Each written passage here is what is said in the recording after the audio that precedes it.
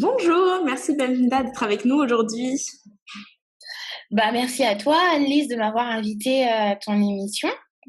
Alors, j'avais bien envie aujourd'hui que tu prennes la parole pour nous parler de toi, de ton activité, qui tu es, parce que j'ai cru comprendre que ton truc c'était le storytelling et c'est un mot qui est quand même pas mal en vogue, mais on sait ce que c'est sans trop savoir. Donc, avoir une spécialiste pour nous en parler, je trouve que c'est cool. Donc, merci à toi. Alors, parle-nous, qui es-tu? Et ben voilà, je m'appelle Bemvinda, Bemvinda Kang. Voilà, c'est mon nom de famille, Kang. C'est un peu chinois. J'ai fait du storytelling depuis toujours. J'ai commencé une activité, c'était un magazine. Mon magazine était sur Facebook, essentiellement sur Facebook. Je n'avais pas d'activité en ligne et j'étais dans une période où je cherchais à me connaître, à me chercher. Je voulais savoir exactement ce pourquoi j'étais faite. En gros, je suis passée par une période où je ne me sentais pas du tout épanouie dans ce que je faisais. J'étais à Lyon, la ville de Lyon, en France, et je faisais des études. Il y avait beaucoup de droits, il y avait beaucoup des blabla et tout ça, et je me retrouvais vraiment pas. Après, je me suis dit, mais Ben, qu'est-ce qui fait que tes tripes, voilà, qu'est-ce qui te prend toutes tes tripes, qu'est-ce qui te motive tous les jours à te lever le matin? Et j'ai commencé à réfléchir sérieusement sur la question. Et jusqu'à ce qu'un jour, en fait, j'ai compris que c'était écrire, en fait. Je me suis juste levée un matin, j'ai créé une page Facebook comme ça de rien, en fait, et j'ai commencé à parler pas de tout ce qui me passait par la tête, mais de ce que je ressentais, de ce que je constatais. S'il y avait une mode qui était complètement bidon, je l'écrivais hein, sur la page Facebook. S'il y avait quelque chose qui était un peu, qui me fascinait et tout ça. Et petit à petit, j'ai commencé à rencontrer du monde avec mes écrits pour les interviewer. Et ces personnes, bizarrement, elles faisaient toute une activité. Elles étaient à la fois, soit ces personnes étaient étudiantes, mais à côté avaient des organisations, genre des ONG, des fondations, ou d'autres, par contre, étaient des salariés, mais qui avaient quand même des activités à côté.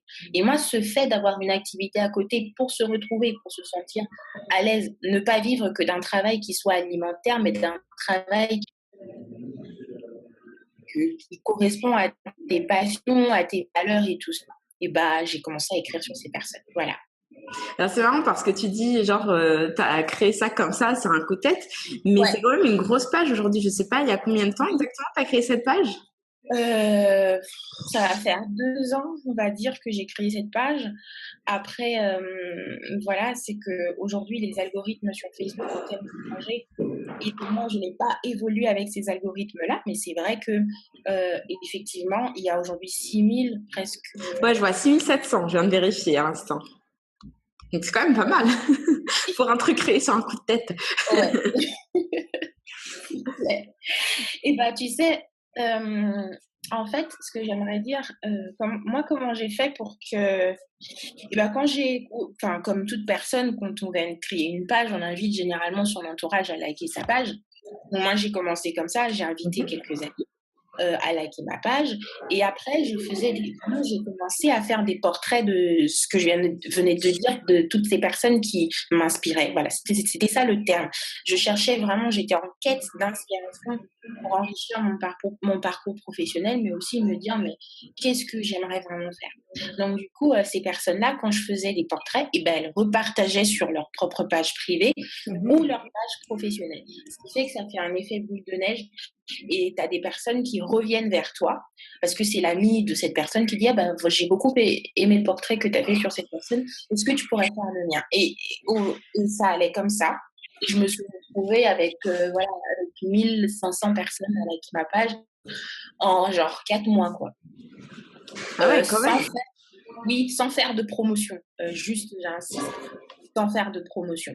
Après, puisque je connaissais pas non plus utiliser Facebook professionnellement. Je viens de dire que tout ce que je savais faire en cette période-là, c'était écrire. Je n'avais aucune compétence sur les réseaux sociaux, aucune compétence sur le blogging, rien du tout. C'était pour moi un réseau social, c'est un espace d'expression, un espace pour créer du lien. Et en fait, j'ai remarqué qu'il y a quelque chose qui fonctionne très bien. Quand tu essaies de répondre à tes questions à toi, tu as l'impression qu'il y a des personnes qui te suivent, qui implicitement pensent que tu réponds à leurs questions. Et moi, c'était ce que je faisais, en fait. Moi, les gens pensaient que j'étais là pour répondre à un besoin, mais non, j'étais là pour répondre à mes propres questions. Et en fait, je ne me rendais pas compte que c'était des questions que les gens se posaient aussi, les jeunes, en l'occurrence, parce qu'il y avait beaucoup de jeunes qui se posaient la même chose que moi. Qu'est-ce que je ferais dans ma vie, l'entrepreneuriat, pourquoi les gens entreprennent et pourquoi. Et bah, ça l'a fait en fait. Je sais pas comment. Écoute, c'est super intéressant ce que tu racontes. Alors, j'ai relu plusieurs éléments. Déjà, d'une part, parce que t'expliques que tu as créé une page comme ça parce que l'idée t'est venue. T'avais pas de connaissances en marketing, pas Non. en rédaction web ou quoi que ce soit. Et juste, en fait, tu as fait ça de façon assez spontanée en t'appuyant sur tes forces, à savoir écrire, et puis écrire sur les gens que tu aimais bien, qui répondent aux questions que tu te posais toi. Et en fait, ça, c'est vraiment les fondations finalement de la viralité sur les réseaux sociaux. C'est-à-dire créer quelque chose qui fasse boule de neige et répondre à un besoin. Donc, je trouve ça vraiment fort que tu sais, t'aies fait ça naturellement et puis que finalement, ça a fait ses effets. Et je trouve que c'est un excellent exemple de qu'est-ce qu'il faut faire et que des fois, on se casse la tête à essayer d'imaginer quelle stratégie mettre en place et tout, alors qu'on a des moyens très simples à notre portée. Il faut juste réfléchir à qu'est-ce que nous, on est capable de faire. C'est quoi ses facilités?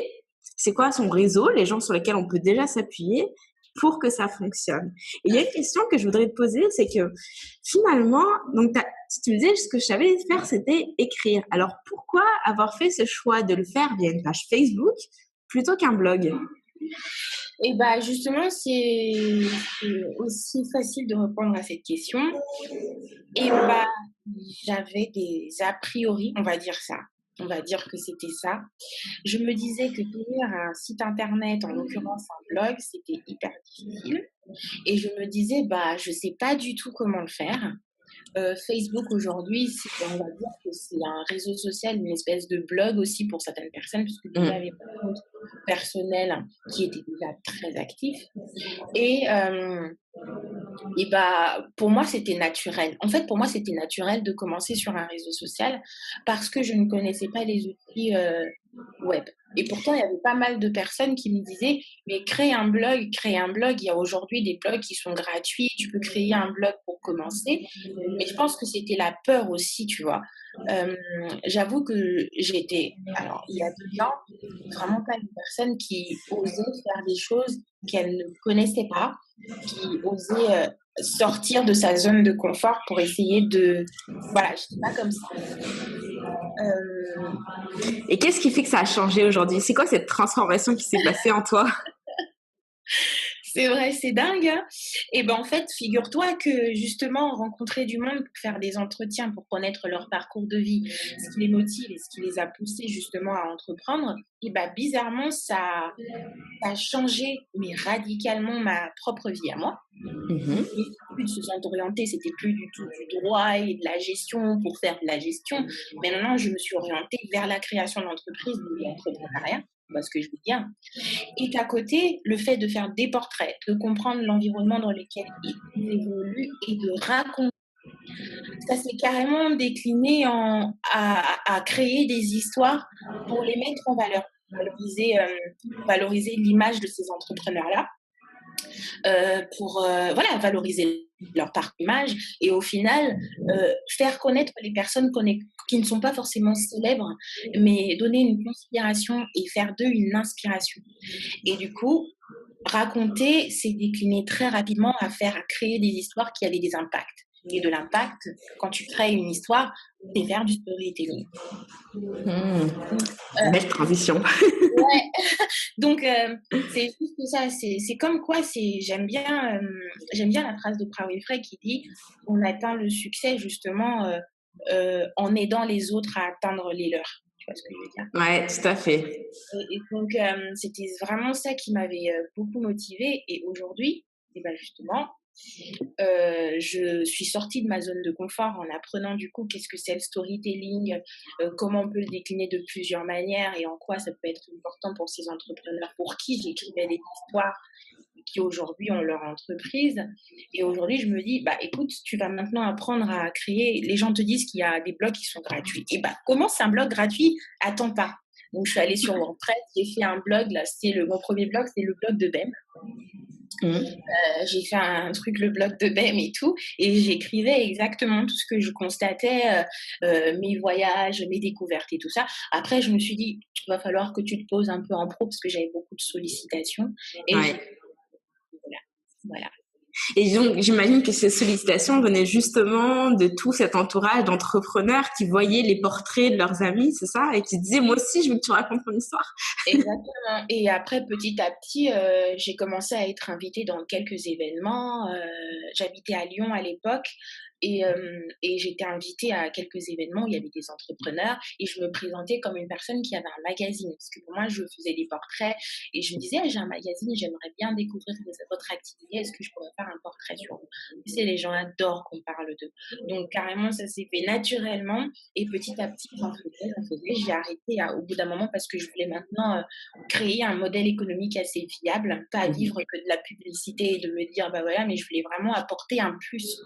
Et l'idée du storytelling est maintenant me porter autodidacte, apprendre, expérimenter tout ça. Parce que c'est aujourd'hui, en fait, mon nouveau métier. Mon métier, c'est de raconter des histoires qui impactent. Alors, vous entendez les gens pour avoir des gens qui viennent vous solliciter tellement ils aiment ce que vous faites. Il faut pas avoir peur de commencer en faisant les choses un peu gratuitement parce que j'imagine que c'était bénévolement pour finalement que le bouche à oreille se fasse de lui-même. Ça vaut la peine. Ouais. Ça, c'est quand même une bonne leçon. Je pense que c'est aussi le fait d'être disponible. Après, c'est pas que le fait d'avoir des prestations gratuites, c'est le fait d'être disponible, d'être aimable. Parfois, ça demande pas grand-chose, mais voilà, l'aspect humain. Je pense que c'est ça qui joue beaucoup en fait. Quand tu sais, tu fais des portraits des gens que tu ne connais pas. C'est-à-dire, tu les abordes parfois sur les réseaux sociaux. Moi, c'est comme ça que je faisais. Bonjour. Je suis très intéressée par votre profil, alors que quoi, il y a 2 ans de ça, tu m'aurais dit aujourd'hui, je parle à des personnes que je ne connais pas. Je veux aller déjà vers les autres, intégrer des groupes sur Facebook, des femmes entrepreneurs, et tu mets un post pour dire je veux faire ton portrait, et tu rentres en contact, tu fais des Skype, tu fais des trucs avec des personnes que tu n'as jamais vues. C'est sortir de sa zone de confort. Et ça, c'est mettre l'humain avec des approches simples pour dire je veux te connaître. Ouais, voilà. Tout à fait, c'est une très belle leçon, je trouve. Et du coup, alors, pour rentrer un petit peu plus dans le concret, quel genre d'histoire tu racontes? C'est quoi une histoire d'entrepreneur, en fait? À quel niveau tu interviens?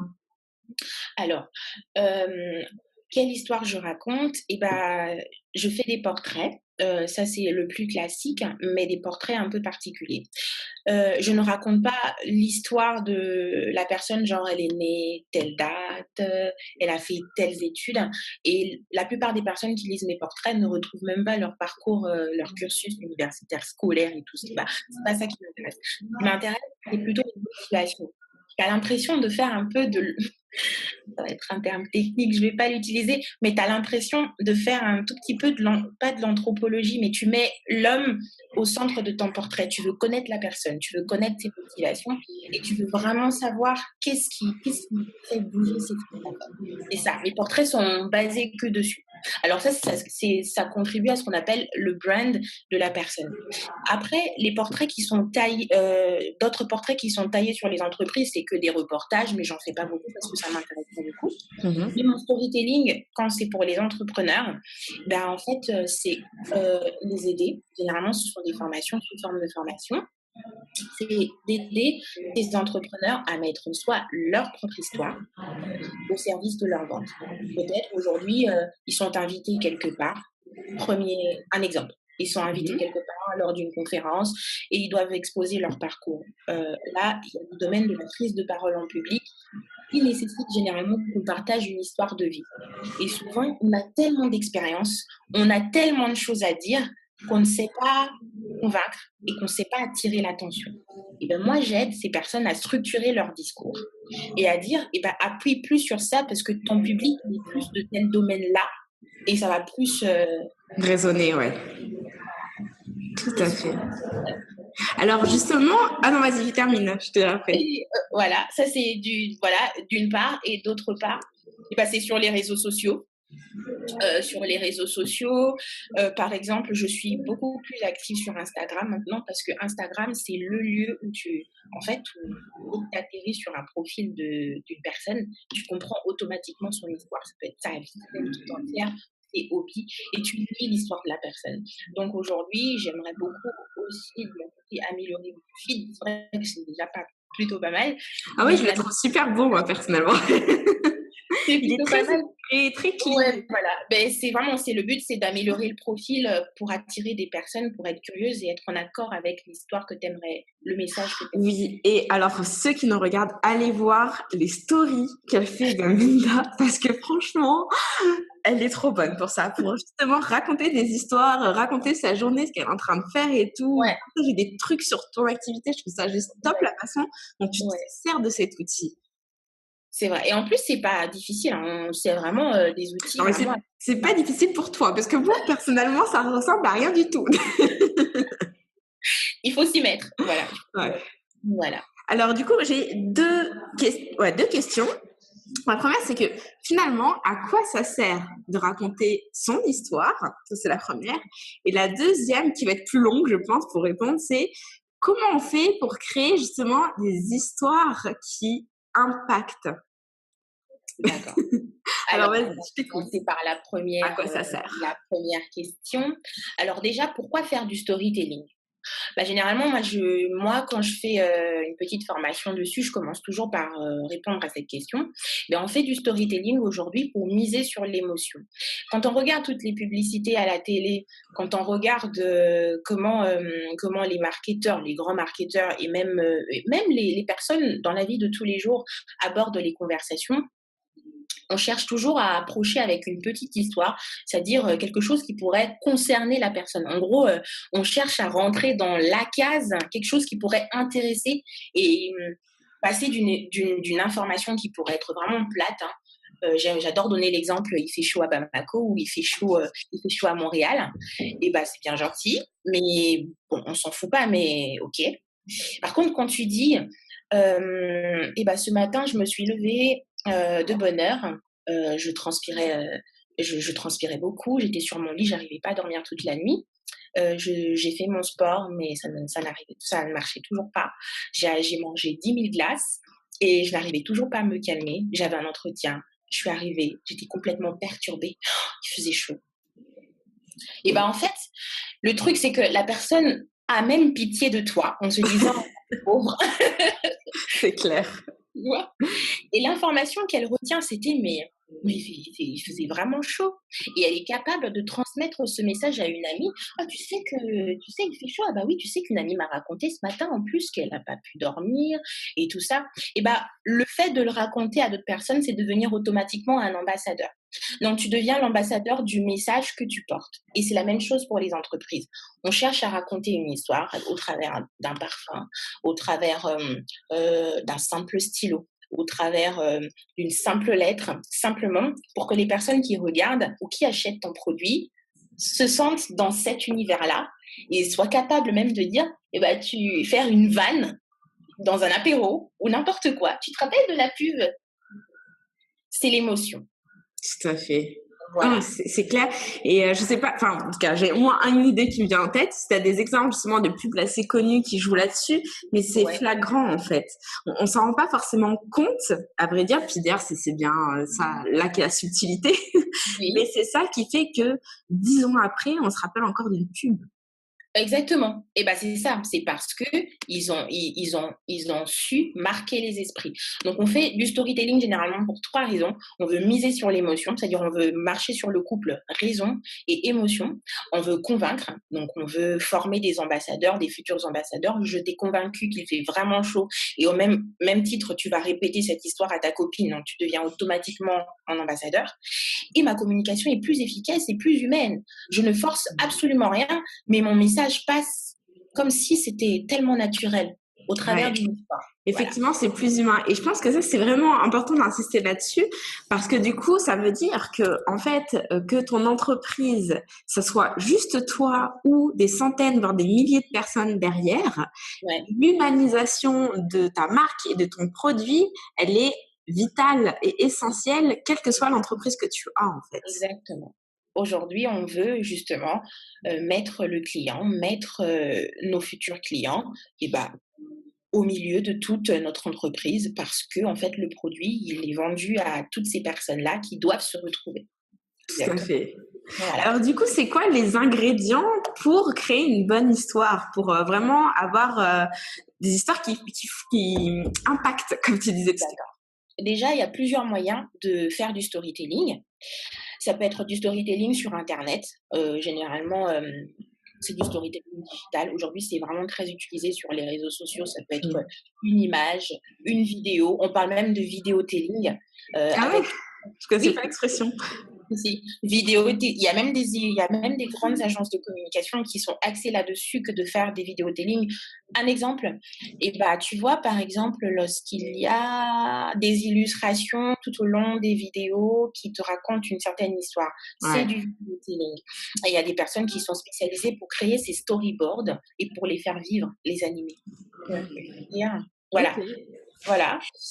Tu peux faire du storytelling sur de la rédaction web, même en écrivant un article ou un tunnel de vente, tu peux faire du storytelling. Alors, dans un discours, tu peux faire du storytelling. Là, c'est naturel parce que la prise de parole en public inclut forcément que tu racontes une histoire et tu structures ton discours. Ça peut être lors d'une présentation PowerPoint. Moi, j'en fais tout le temps. Chaque fois que j'ai une présentation, que ce soit lors d'une formation ou lors d'un entretien ou une présentation quelconque, et ben, je fais du storytelling. Comment on fait du storytelling sur un PowerPoint? En fait, on met des images, on met des chiffres, on essaie de créer même des gestes avec tes mains qui vont en accord avec la présentation. Là, tu racontes une histoire. Est-ce que tu vois ce que je veux Ouais, dire? non, complètement. Et je sais pas si dans l'audience, vous nous direz en commentaire, il y en a qui ont déjà eu l'occasion de suivre des TED Talks, mais c'est Oui, flagrant. Les TED Talks, exactement. c'est vraiment le gars ou la fille, elle commence toujours par le premier truc qu'elle dit, c'est une petite anecdote personnelle. Et de là découle toute sa présentation. Et au fur et à mesure, en fait, cette anecdote qu'elle raconte au départ, c'est le fil rouge de son intervention. C'est incroyable. Et bah, justement, moi, pour m'améliorer, j'ai téléchargé l'application TED. Ah, il y Je a une pense app. Je oui, sais même pas. oui, il y a une application et bah, tu peux regarder tout comme tu peux entendre. Donc, il y a des vidéos et il y a des audios. Du coup, tu choisis le format que tu souhaites.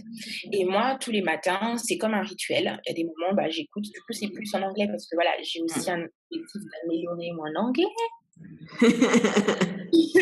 Mais donc, je fais un effort, mais tu vois, parfois, quand tu écoutes 2, 3 fois la vidéo, et ben, tu comprends automatiquement, tu commences à comprendre un tout petit peu et tu sens. Et quand tu regardes la vidéo, il y a des aussi, c'est un traduit. Donc, tu apprends plus, en fait, la structuration d'un discours. Et ben, ceux-là, ils font beaucoup de storytelling. Voilà. Du coup, comment, justement, faire que son storytelling soit hyper réussi et bien structuré et tout ça?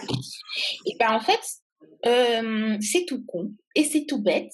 Il faut faire un schéma narratif. Je pense que je t'en avais déjà parlé quand on a eu une fois une conversation. Oui. Mais voilà, je vais expliquer plus dans le détail. Bon, c'est con parce que je peux pas partager non plus mon écran. Bah si, tu peux. Et bah, j'aurais montré quelque chose qui. Oh, il faut que C'est sûr que sur la version audio, on verra pas l'écran, pas mais sur la l'écran, version vidéo, mais vous pouvez aller voir voilà. sur YouTube, vous allez voir l'écran. Oui, d'accord. Je vais essayer de chercher ce fichier. Et ben, en fait, le schéma narratif, on se rend peut-être pas compte, mais tous les jours de notre vie, lorsque nous écoutons des histoires, lorsque, par exemple, nous écoutons des contes de fées, et ben Cendrillon, Blanche-Neige, ou quelle que soit la publicité, si on fait vraiment attention, il y a un schéma que les conteurs respectent. Et c'est ce qu'on appelle le schéma narratif. Et ben, il y a plusieurs étapes, mais genre pas beaucoup. Je vais essayer de partager mon écran comme ça, c'est plus facile. Et donc, c'est là. Je ne sais pas si tu vois, Ouais, si, Annelise. c'est bon, je vois. Exactement. Voilà, ça c'est l'une de mes fiches que j'avais créées pour un événement qui était vraiment centré sur le pitch, comment présenter son projet. Et moi, j'ai proposé de faire un storytelling à la place d'un pitch, qui est de présenter un projet de vente sur une courte seconde. Moi, j'ai proposé de créer une histoire. Alors, donc du coup, Le schéma narratif, la première étape, il y a une situation au départ. C'est-à-dire le moment où tu as fait un constat d'une situation, de quelque chose, et tu as commencé à mûrir des réflexions. Ensuite, il y a eu un événement qui est déclencheur, une révolte. Ça peut être, moi, c'est ce que j'appelle le niveau de ras-le-bol, en fait. Mhm. Il y a le niveau où tu te dis, non, il faut que je bouge les choses. Et après, tu as un autre niveau qui est de la péripétie, enfin des difficultés rencontrées. En gros, tu t'es décidé de changer les choses, mais forcément, il y aura des difficultés. Il y aura soit beaucoup de concurrents sur ton marché, et pas que des concurrents, il y aura peut-être même des circonstances qui font que tu puisses pas, qui viennent te mettre les bâtons dans les roues, et surtout ça, c'est Steve Jobs qui est très fort en expliquant qu'on l'a viré de son entreprise, et qu'ensuite, il a fait ci, il a fait ça, il a créé, je sais pas, C'est beaucoup vrai. enfin, beaucoup de péripéties et de difficultés que tu rencontres dans ta vie d'entrepreneur, et bah c'est ça. Et ensuite, il y a le dénouement de la situation. C'est-à-dire, Eureka, j'ai trouvé quelque chose qui est à peu près les pistes de mon projet, de mon histoire et du message que j'aimerais véhiculer. Il y a la situation finale qui est ton produit, ton histoire ou la valeur ajoutée que tu apportes par rapport à un projet. Voilà. Donc, si tu fais attention à tout ça, et bah, toutes les histoires. Cendrillon, c'était comme ça, une fille super éclatante au début qui avait un papa et ensuite voilà, je me rappelle de l'histoire, son père a épousé une Ouais, femme c'est ça. super méchante et tout. C'est ça, sa Et belle-mère marâtre. exactement. Après, tout continue jusqu'elle elle en pouvait plus parce qu'elle faisait toutes les tâches ménagères. Et après, il y a un élément déclencheur, c'est qu'au moins, qu'elle était sociale et humaine avec tous les animaux et tout ça. Et après, il y avait une fée Ouais. qui est apparue pour confectionner une robe, aller au bal du prince et tout ça. Mais il y a eu des difficultés parce qu'il fallait rentrer avant minuit. Il y avait bien des trucs et tout parce qu'il y avait une chaussure de verre et que voilà, il y avait sa citrouille tout ça. Et ensuite, il y a eu une solution, comme par magie, il y a la chaussure qui est restée pour que le prince trouve l'indice et trouver. Et donc, c'était la solution, c'était de parcourir sur tout le village ou tous les contrées pour trouver la personne qui pourrait porter la chaussure de verre. Et la situation finale, c'est qu'ils vivent heureux et eurent beaucoup d'enfants. Non, mais c'est exactement ça. C'est tellement ça. Effectivement, quand tu décortiques, oui, c'est vrai. C'est tout le temps comme ça. Exactement. Et ben c'est ça. Voilà. Oh, c'est génial. Alors, je vais juste décrire le schéma pour ceux qui nous écoutent en audio. Donc, il y a le point de départ, effectivement, c'est le début de la ligne. Puis ensuite, la courbe monte, monte, monte, jusqu'à ce qu'il y ait l'événement déclencheur. Et là, ça s'embrouille. Le fil continue, mais avec des nœuds, comme s'il y avait le lacet qui était noué. Ouais. Et puis, il y a le dénouement. Donc, on est toujours en haut de la courbe, mais là, le trait s'allonge. Il recommence un petit peu à redescendre. Et puis, enfin, arrive la situation finale. Et là, ça descend et ça reprend son fil normal. Mais c'est c'est plus haut que la situation de départ, nettement. Voilà, exactement. Pour dire qu'il y a eu beaucoup de changements, mais qu'on n'est plus au stade de début, quoi. C'est plus la même chose. Et bah, Cendrillon, elle a fini avec un prince, elle est devenue une princesse et bientôt une reine. Elle est plus la boniche. Est-ce que tu vois ce que je veux dire? Oui, tout à fait. On peut pas mettre au même niveau. Mais exactement ça dans la vie de tous les jours, quand on raconte une histoire, et même ceux qui font du TED Talks commencent toujours avec ce schéma. Il faut faire très attention. Ça demande pas forcément de l'expérimentation, de l'expérience, voilà. Mais du moins, on se calque toujours sur ce schéma-là. Ouais, tout à fait. Est-ce que tu peux remettre les deux portraits, enfin couper le partage d'écran? Ouais. Et alors, du coup, j'anticipe un petit peu les questions que ça va soulever, c'est-à-dire que les gens vont se dire, ouais, mais moi, mon histoire, je vois pas qu'est-ce que je pourrais bien raconter. J'ai pas de parcours comme ça extraordinaire. Mais je pense que c'est pas vrai. En fait, il faut juste vraiment se pencher sur la question. Alors, c'est vrai que j'ai pas analysé ma propre vie comme ça, mais je sais que souvent, alors, généralement, donc, pour ceux qui font du business en ligne, tout particulièrement, il y a toujours des moments où on fait des webinaires, et les webinaires, il y a toujours une phase au début, c'est pas pour rien, où on raconte son histoire, justement pour se présenter, pour humaniser sa marque. Oui, Et que les gens sa page à propos. Ou sa page à propos, tout à fait. Et en ce qui me concerne, je pourrais dire, bah, j'ai la vie de monsieur, madame, tout le monde, je vois pas qu'est-ce que je pourrais raconter. Et ben non, en fait, quand je cherche, je sais que souvent ce dont je parle, c'est que moi, donc, je suis française, j'habite en France et tout ça. Et puis, tout allait bien, j'avais une situation aisée, j'habitais près de la Défense, à Paris, blablabla. Et mon conjoint a une opportunité professionnelle à Montréal. Donc, ok, bah on quitte tout. Enfin, lui, ça va, il a son boulot, mais moi, j'arrive, j'ai rien. J'ai rien, et je repars à zéro, et je sais que je veux pas avoir d'équivalence par rapport au diplôme que j'ai, donc je pourrais pas faire le même métier et tout. Qu'est-ce que je fais? Donc là, ça commence déjà à s'embrouiller là. On voit les petits nœuds qui s'en mêlent, qui s'en mêlent. Bon, Ouais. bah ok, bah alors je vais ouvrir un blog. Moi, c'est ce que j'ai fait. J'ai ouvert mon blog Une French à Montréal. Ok, c'est cool, ça prend bien, mais donc bah, c'est là que j'ai commencé à expérimenter la vente de produits en ligne et tout. Ok, c'est cool, mais n'empêche que bah, c'est pas exactement ce que je veux faire. Et puis ouais, enfin, je me rends compte que ça me passionne pas des masses de parler de l'immigration, blablabla. Donc toujours qui s'enroule, jusqu'à ce que je me dise ah mais en fait ce que j'aime faire, c'est là que j'ai la révélation. Ce que j'aime faire, c'est juste partager mon expérience de comment on fait pour bloguer, comment on fait pour vendre, comment on fait pour se faire voir en ligne, etc., etc., etc.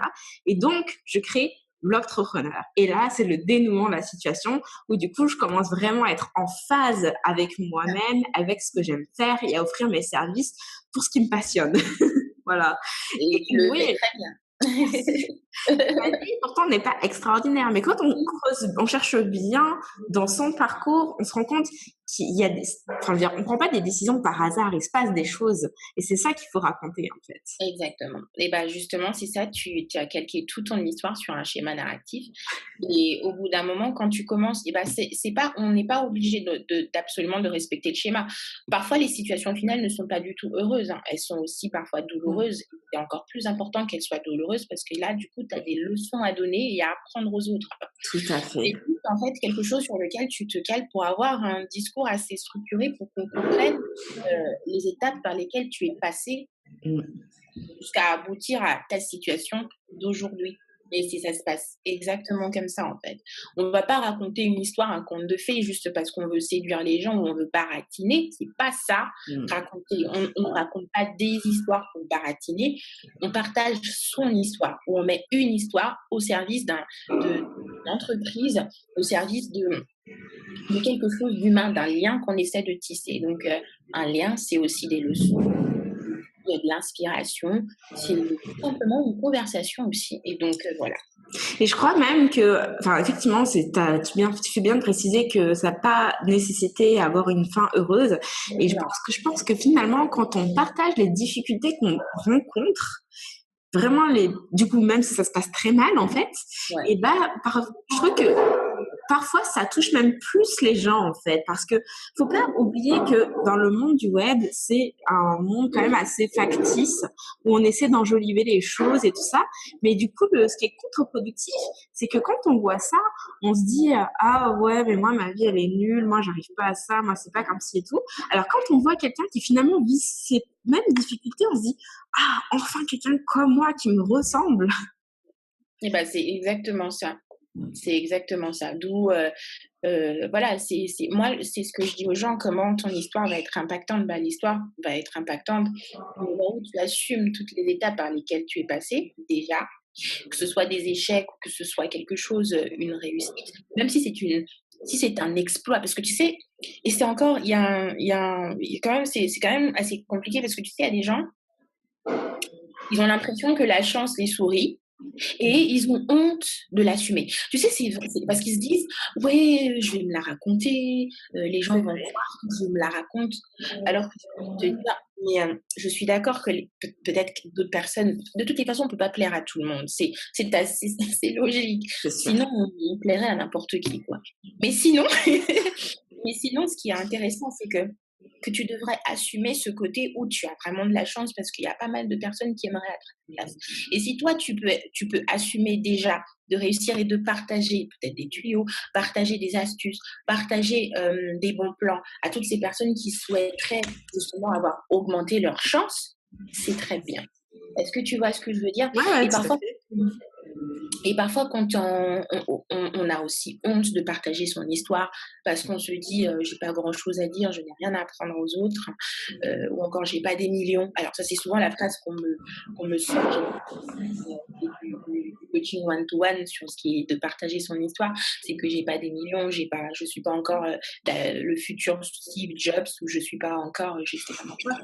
Et toujours aux gens, et arrêtez des exemples sur Steve Jobs. Je crois que la télé, je crois qu'à la télé, on a formaté nos esprits pour dire Steve Jobs, c'est l'histoire où on veut tout le monde veut être non. Tu sais, l'entrepreneur, c'est même le boulanger du coin. D'ailleurs, c'est lui qui apprend le plus parce que il essaie de répondre à un besoin qui est vital, celui de manger du bon pain. Donc, arrête, tu n'as rien à apprendre aux autres. Même avec du pain, comment tu le crées avec tes mains, avec ton inspiration quotidienne? Est-ce que c'est au four à bois? Est-ce que c'est avec des méthodes traditionnelles? Est-ce que tu mets le savoir-faire de ta famille, de ta grand-mère?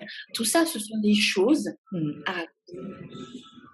Je trouve qu'encore plus, effectivement, quand tu es artisan, créateur locaux, enfin, dans les créateurs locaux et tout, on aime savoir qui sont les gens qui font le produit.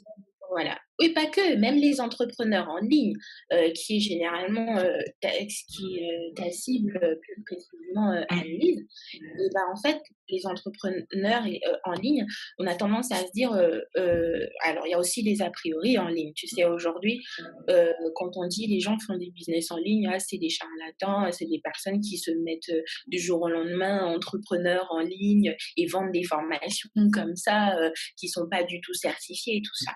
Et ben, en fait, comment mettre son histoire au service de son entreprise en ligne? Eh ben, c'est pas compliqué du tout. Ce que tu dois faire, c'est raconter toutes les idées, tout ton vécu. C'est-à-dire, tu racontes déjà les étapes par lesquelles tu es passé pour aboutir en ligne. Et tu l'as bien fait justement en racontant l'histoire de ton blog, pourquoi tu t'es mis à apprendre aux autres à bloguer, parce que tu savais, tu as de l'expérience dessus, et il y a eu des circonstances qui ont fait que tu n'avais pas d'autre choix. Et pas que. Parce qu'en ligne, ça demande une vraie expertise. On est tout le temps à l'affût de l'information. Une personne qui est en ligne, c'est quelqu'un qui veut tout le temps être informé. Il faut appuyer sur ça. Il faut dire, mais quand même, je bosse. Et il faut arrêter de se dire en ligne où on n'a pas trop de choses à se dire. Au contraire, on a tellement de choses à dire en ligne. Et d'ailleurs, on se vend mieux. Je pense qu'on est vraiment dans une posture de parler, de sortir de notre zone de confort. On veut parler à des personnes qui peut-être ne nous verront jamais, on ne sait même pas d'ailleurs si elles nous écoutent, mais on fonce et on se dit, eh ben moi je vais porter ma vidéo sur YouTube, peu importe le nombre de vues, eh ben je vais le faire. Alors que physiquement, tu sais à peu près qui passe dans ton magasin, combien de personnes pourraient passer, alors qu'en ligne, tu sais pas, la personne qui te suivait aujourd'hui, c'est peut-être pas la même personne qui te suivra demain. C'est vrai. Ça, c'est une histoire à raconter. C'est très juste ce que tu dis. Ça me fait beaucoup penser à Gary Vaynerchuk. Je ne sais pas si tu le connais.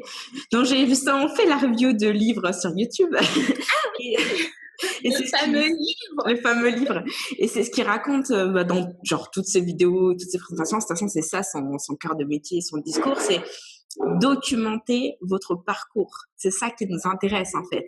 C'est qu'est-ce que vous vivez, comment vous faites pour dépasser des obstacles. C'est comment vous en êtes arrivé là qui nous intéresse. C'est pas ce que vous avez à vendre, c'est qu'est-ce qui fait que vous êtes arrivé au bout de la course quoi en fait.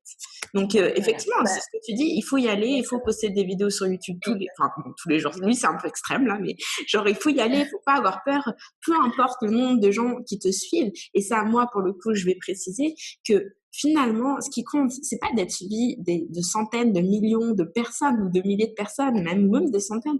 En fait, il suffit d'avoir quelques personnes qui soient vraiment intéressées par ce que vous racontez et qui aient envie, déjà qu'ils se sentent inspirés, rien que ça, c'est quand même une certaine fierté d'inspirer les gens, mais qui aient envie d'acheter vos produits parce que eux, ils se reconnaissent. Il suffit pas, enfin, je veux dire, il n'y a pas besoin d'avoir des milliers de followers. Exactement, pour pouvoir vivre de son activité. Et quelques personnes suffisent en réalité. Non.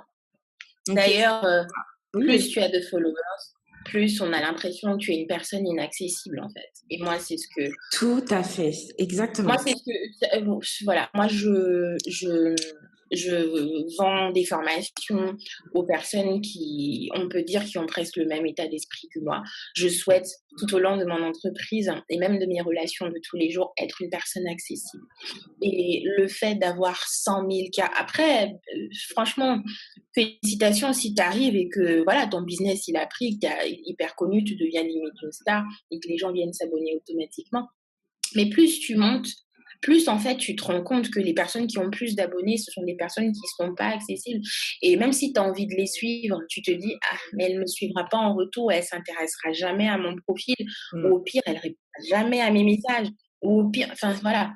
Les gens en ligne n'ont pas besoin que de trouver de l'inspiration quand on va en ligne. Ils ont aussi besoin d'attention. Et ça, quand on a 100 000, 200 000 personnes, l'influence pour moi, c'est pas de l'influence, personnellement. Et justement, Donc, tu vois, tu as employé le mot influence et je pense qu'il faut bien faire la distinction entre les influenceurs et les entrepreneurs. Alors, je ne dis pas que les entrepreneurs ne peuvent pas être des influenceurs, mais des influenceurs, leur rôle, c'est justement être là pour montrer des tendances et donner de l'inspiration, mettre en avant des produits qui ne sont pas les leurs, etc. Alors que l'entrepreneur, encore plus l'entrepreneur de service, son objectif, c'est de vendre ses services. Donc, si les gens se disent, il est trop gros pour de toute façon travailler avec moi, ou il doit faire payer beaucoup trop cher vu qu'il a une énorme communauté, et bah, du coup, il y a des gens qui vont passer à côté, qui vont pas aller frapper à sa porte. Alors qu'effectivement, quand tu as une communauté plus restreinte, bah là, les gens, ils vont se dire, ah, j'aimerais bien travailler avec elle. Bon, bah, je vais tenter ma chance, on verra bien, quoi. Ce qui serait pas arrivé s'il y avait des centaines de millions de gens qui te suivent, quoi. voilà, c'est exactement ça. Donc, les followers, ça ne veut pas dire que tu es une personne influente. Au contraire, quand tu as des followers, ça peut être 2000, ça peut être 3000, ça peut être 500, ça peut être 400, et tu es une personne qui vend tes services. Ce ne sont pas des followers qui créent du chiffre d'affaires. Ce sont tes services qui vont créer ton chiffre d'affaires. Tout à fait. Se préoccuper sur les personnes.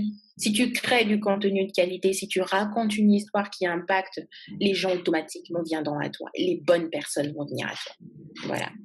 Ah, c'est trop beau. C'est vrai.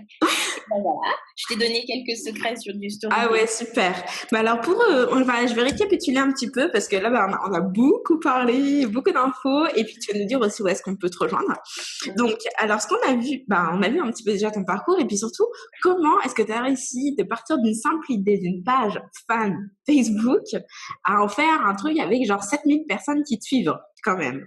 Et tu nous as expliqué comment tu t'es appuyé sur tes forces, comment tu t'es appuyé sur ton réseau de connaissances pour finalement créer un effet boule de neige. Et ça, c'était vraiment une belle leçon hyper intéressante. Ensuite, tu nous as parlé de à quoi ça sert de faire du storytelling, pourquoi est-ce que c'est important d'intégrer ça en fait dans ses pratiques, encore plus sur le web, c'est tellement facile de le faire, utiliser des outils pour raconter votre histoire, et surtout, la grosse pépite du jour, c'est comment construire son histoire, et tu nous as vraiment bien montré que même avec l'histoire de monsieur, madame, tout le monde, on peut arriver à faire une belle histoire, ou même une histoire triste, mais en tout cas une histoire. C'est clair.